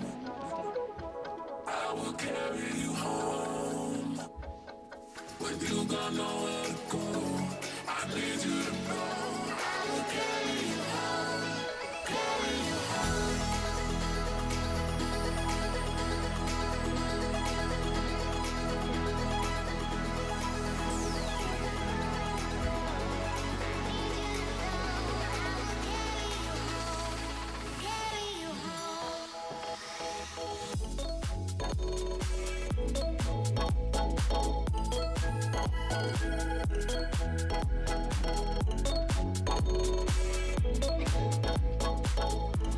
Bom, pessoal, chegamos ao final, então, de mais um dia dedicado ao desenvolvimento do agronegócio brasileiro. Agradecemos a todos pela participação e contribuição no Benchmark Agro, Custos Agropecuários 2024-2025. A gente lembra aqui que o projeto Campo Futuro, promovido pelo Sistema CNA-Senar, demonstra o seu compromisso em oferecer ferramentas e conhecimentos para os produtores rurais, para que todos possam tomar decisões mais assertivas e também alcançar melhores resultados.